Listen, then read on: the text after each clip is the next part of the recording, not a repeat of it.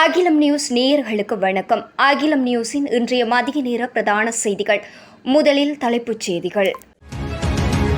நடைமுறைக்கு வரவுள்ள அரசாங்கத்தின் புதிய திட்டம். ஜனாதிபதி அனுர பிறப்பித்துள்ள அதிரடி உத்தரவு. சீனாவுக்கு விஜயம் மேற்கொள்ளும் ஜனாதிபதி அனுர. பட்டப்பகலில் கடத்தப்பட்ட பாடசாலை மாணவி, விசாரணையில் வெளியான உண்மைகள். எரிபொருள் தொடர்பில் வெளியான விசேட வர்த்தமானி. கொட்டி தீர்க்கப் போகும் மழை, மக்களுக்கு விடுக்கப்பட்டுள்ள எச்சரிக்கை. பட்டதாரிகள் அல்லாத ஆசிரியர்களுக்கு முக்கிய அறிவித்தல். தைப்பொங்கல் தினத்தில் இந்து மத கைதிகளுக்கு விசேட வாய்ப்பு. தொடர்வென விரிவான செய்திகள். குறைந்த வருமானம் கொண்ட சமூகங்களை மேம்படுத்துவதற்கான ஒரு திட்டத்தை செயற்படுத்த தற்போதைய அரசாங்கம் திட்டமிட்டுள்ளது. இதன் முதற்கட்டம் 2025 தொடக்கம் 2027 ஆண்டுக்குள் செயல்படுத்தப்படும் என தெரிவிக்கப்பட்டுள்ளது. இந்த திட்டம் சமுர்த்தி அபிவிருத்தி திணைக்களத்தின் தலைமையில் கிராமப்புற மேம்பாடு, சமூக பாதுகாப்பு மற்றும் சமூக வலுவூட்டல் அமைச்சின் வழிகாட்டலின் கீழ் மேற்கொள்ளப்பட உள்ளது. இதேவேளை குறைந்த வருமானம் பெறுபவர்களை மேம்படுத்துவதற்கான திட்டம் பல துறைகளின் கீழ் செயல்படுத்தப்பட்டு வருகிறது. இதற்காக குறைந்த வருமானம் பெறுபவர்களை தேர்ந்தெடுப்பது மற்றும் சமுர்த்தி அபிவிருத்தி திணைக்களத்தின் அதிகாரிகள் மற்றும் துணை நிறுவனங்களின் அரசு அதிகாரிகளுக்கு தெளிவூட்டும் நாடளாவிய ரீதியிலான வேலை திட்டம் தற்போது ஆரம்பிக்கப்பட்டுள்ளது. மேலும் ஒரு குறிப்பிட்ட காலத்திற்குள் ஆரம்ப கட்டத்தின் கீழ் தேர்ந்தெடுக்கப்பட்ட ஒவ்வொரு கிராம அலுவலகர் பிரிவிலிருந்தும் 50 குடும்பங்களை மேம்படுத்த திட்டமிடப்பட்டுள்ளது. இலங்கையில் சாட்சிகளுடன் கூடிய வழக்குகளை உடனடியாக விசாரித்து முடிவுக்கு கொண்டு வருமாறு ஜனாதிபதி அனுரகுமார திசாநாயக்க உத்தரவு பிறப்பித்துள்ளார். ஜனாதிபதி அனுரகுமார திசாநாயக்க மற்றும் சட்டமா அதிபர் பாரிந்த ரணசிங்க, ஜனாதிபதி சட்டத்திரணி மற்றும் உயர் சட்ட அதிகாரிகள் ஆகியோருடன் நடைபெற்ற கலந்துரையாடலின் போது இந்த தீர்மானம் எடுக்கப்பட்டுள்ளது. சுமார் 2 மணி நேரம் நடைபெற்ற இந்த கலந்துரையாடலின் போது மக்களின் எதிர்பார்ப்புகளை நிறைவேற்றுவதற்காக அவர்களுக்கு அளித்த வாக்குறுதிகளை நிறைவேற்ற அரசாங்கம் உறுதி பூண்டுள்ளதாக ஜனாதிபதி வலியுறுத்தியுள்ளார். எனவே குற்றம் செய்யும் எந்த ஒரு நபரின் நிலை என்னவாக இருந்தாலும் சட்டம் நடைமுறைப்படுத்தப்பட வேண்டும் என்று ஜனாதிபதி சுட்டிக்காட்டியுள்ளார்.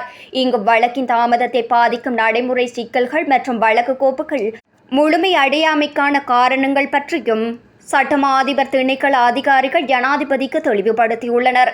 இந்த கலந்துரையாடலில் நீதி அமைச்சர் ஹர்சன நாயக்கர் மற்றும் மூத்த அதிகாரிகள் சட்டமா அதிபருடன் கலந்து கொண்டனர். சீனாவுக்கான 4 நாள் உத்தியோகபூர்வ விஜயம் மேற்கொண்டு ஜனாதிபதி அனுரகுமார திசாநாயக்க இன்றைய தினம் பிற்பகல் நாட்டிலிருந்து பயணமாக உள்ளார்.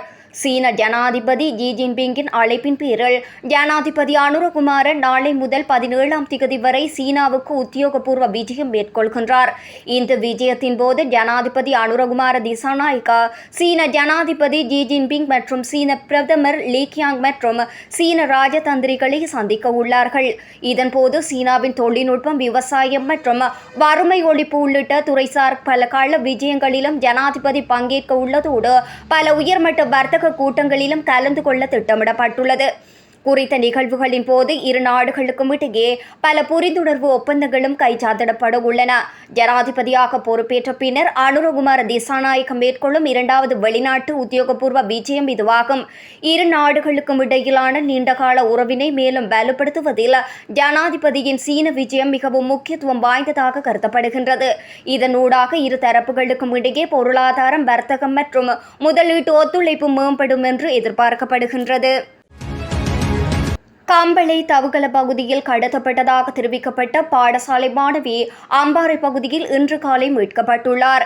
கடத்தப்பட்டதாக தெரிவிக்கப்படும் மாணவியும் கடத்தியதாக கூறப்படும் சந்தேக நபரையும் இன்று காலை அம்பாறை பேருந்து தரிப்பிடத்தில் வைத்து போலீசார் கண்டுபிடித்துள்ளனர். இதன்போது குறித்த சந்தேக நபர் கைது செய்யப்பட்டு அம்பாறை போலீஸ் நிலையத்தில் தடுத்து வைக்கப்பட்டுள்ளதுடன் கடத்தப்பட்டதாக கூறப்படும் மாணவியும் போலீஸ் நிலையத்திற்கு அழைத்து செல்லப்பட்டுள்ளார். அம்பாறை பேருந்து நிலையத்தில் பேருந்து ஒன்றிற்குள் இருக்கும்போது இவர்கள் இருவரும் கண்டுபிடிக்கப்பட்டதாக தெரிய வருகின்றது. மாணவியை கடத்திய பின்னர் சந்தேக நபர் அவரை அம்பாறை பகுதிக்கு அழைத்து சென்று பல இடங்களில் 3 முச்சக்கர வண்டிகளில் மாற்றி மாற்றி அழைத்து சென்றதாக தெரிவிக்கப்படுகின்றது. இன்றைய தினம் காலை சம்பந்தப்பட்ட சந்தேக நபர் மாணவியை வீட்டில் இறக்கி விடுவதாக கூறி அம்பாறை பேருந்து நிலையத்திற்கு வந்து கண்டி செல்லும் பேருந்தில் ஏறி அமைதியாக இருக்கும்படி மிரட்டியதாக போலீசார் தெரிவித்துள்ளனர். கடந்த சனிக்கிழமை மதியம் பாடசாலை விட்டு சென்ற மாணவிகள் திரும்பி வந்து கொண்டிருக்கும் போது அவ்வழியிலே வந்த கருப்பு வேன் ஒன்றில் வந்தவர்கள் 2 மாணவிகளில் ஒருவரை கடத்தி சென்றனர். அந்த பகுதியினூடாக பயணித்த மற்றொருவர் இதனை அவதானித்து உடனடியாக குறித்த மாணவியை காப்பாற்றும் முயற்சியில் ஈடுபட்ட நிலையில் காப்பாற்ற சென்ற நபரையும் அதே வாகனத்தில் கடத்தி சென்றமை காணொலியினூடாக தெரிய வந்துள்ளது.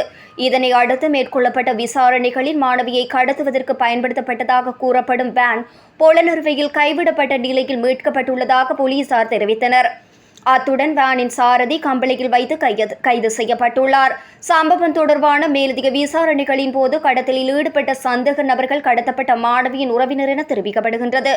இந்த கடத்தலின் முக்கிய சந்தேக நபர் மாணவியின் தந்தையின் சகோதரர்களில் ஒருவரின் மகன் எனவும் இந்த மாணவிக்கும் சந்தேக நபருக்கும் இடையில் திருமணம் செய்ய இரு தரப்பினரும் ஆரம்பத்தில் சம்மதம் தெரிவித்ததாகவும் ஆனால் பின்னர் மாணவியின் தந்தை தனது மறுப்பை வெளிப்படுத்தியதாகவும் கூறப்படுகின்றது.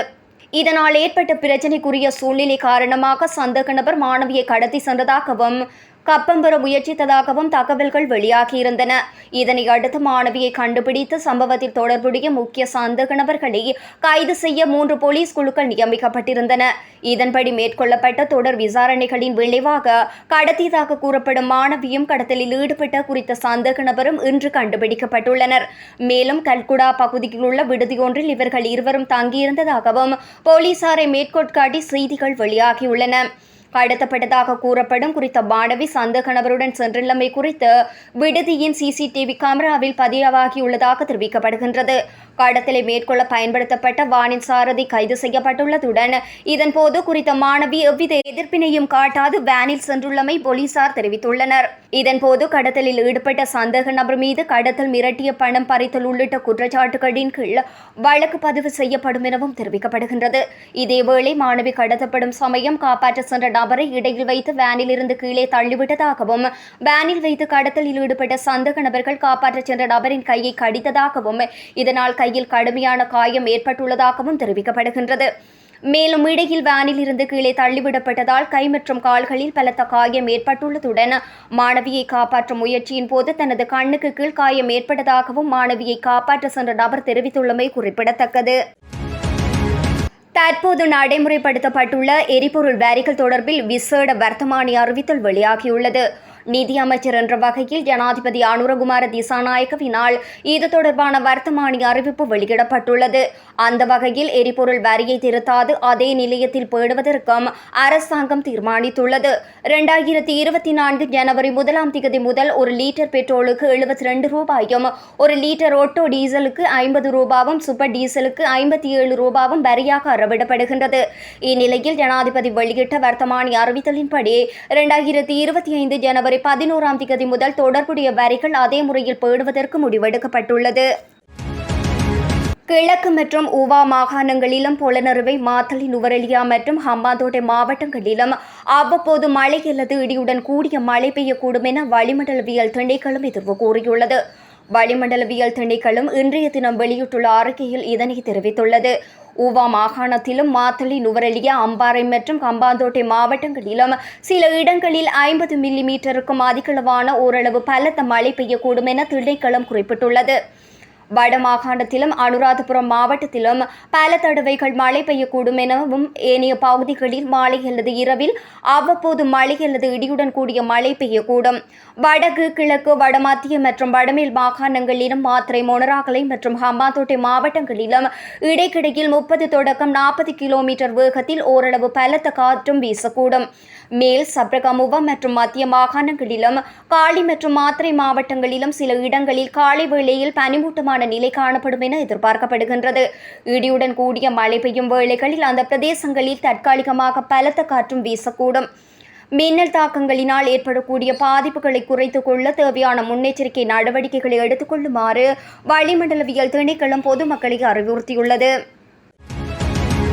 பயிற்றப்படாத ஆசிரியர்களாக பாடசாலைகளில் பணியாற்றி வரும் பட்டதாரி அல்லாத ஆசிரியர்களுக்கு கல்வி அமைச்சு விசேட அறிவித்தல் ஒன்றை வெளியிட்டுள்ளது. பயிற்சி பெற்ற ஆசிரியர்களுக்காக தகுதி பெற விரும்பும் அரசாங்க பாடசாலைகளின் பட்டதாரிகள் அல்லாத சகல ஆசிரியர்களும் மே மாதம் நடைபெறும் அரசாங்க ஆசிரியர் கல்லூரி இறுதித் தேர்வு 2025 பரீட்சையை எழுதுவது கட்டாயமாக்கப்பட்டுள்ளது.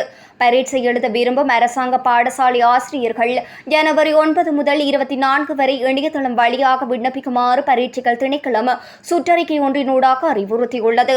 மேலும் பரீட்சை தொடர்பான மேலதிக விவரங்கள் மற்றும் விண்ணப்ப படிவங்களை பரீட்சைகள் திணைக்களத்தின் அதிகாரப்பூர்வ வலைதளங்களில் பெற்றுக்கொள்ள முடியும்.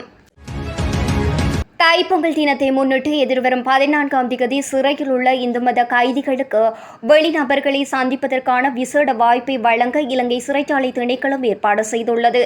அன்றைய தினம் சைவ சமய கைதிகளின் உறவினர்கள் ஒரு கைதிக்கு மட்டும் போதுமான உணவு மற்றும் இனிப்புகளை கொண்டுவர அனுமதிக்கப்படுகின்றார்கள்.